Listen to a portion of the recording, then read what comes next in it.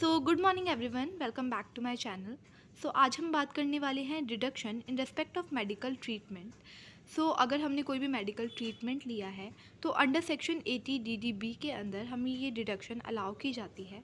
कौन कौन eligible assessee हैं इस डिडक्शन को लेने के लिए?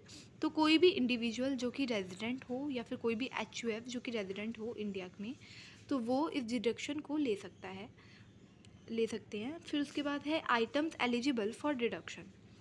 कौन कौन सी आइटम्स हैं जिस केस में हमें डिडक्शन मिल सकता है? तो अगर कोई भी एक्सपेंडिचर हमने पे किया है मेडिकल ट्रीटमेंट पर, या फिर अगर एक इंडिविजुअल ने अपनी मेडिकल ट्रीटमेंट पर, या फिर अपने जो उसके ऊपर डिपेंडेंट है जैसे कि उसके चिल्ड्रन, उसके स्पाउस, पेरेंट्स, तो अगर उनकी मेडिकल ट्रीटमेंट पर कोई भी अमाउंट या फिर एक्सपेंडिचर पे किया है, या फिर कोई भी ऐसा मेंबर HUF का जिसको कोई भी डिजीज़ है और उस पर उसने एक्सपेंडिचर पे किया है जो कि रूल नंबर 11 DD के अंदर डिफ़ाइन है या फिर स्पेसिफाई है, तो उस केस में उन पर्सन्स को डिडक्शन दी जाती है।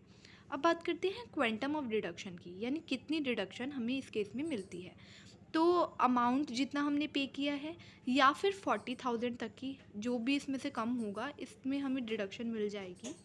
और अगर कोई भी पर्सन 60 ईयर्स से ऊपर का है और फिर वो मेडिकल ट्रीटमेंट पे डिडक्शन ले रहा है, तो जितना भी उसने अमाउंट पे किया है या फिर 1 लाख तक उसे डिडक्शन मिल जाती है। जो भी इन दोनों में से कम आता है उसमें से उसे डिडक्शन मिल जाती है। अब कौन कौन सी स्पेसिफाइड डिजीज़ है जिस केस में हमें ये डिडक्शन अलाउ होती है? तो अगर हमें कोई भी न्यूरोलॉजिकल डिजीज़ हो गया है, कैंसर हो गया है, एड्स या क्रॉनिक रीनल फेलियर, तो इस केस में हमें डिडक्शन दी जाती है। और ये कुछ स्पेसिफाइड डिजीज़ हैं जिस केस में ये डिडक्शन मिलती ही मिलती है। Thanks for watching.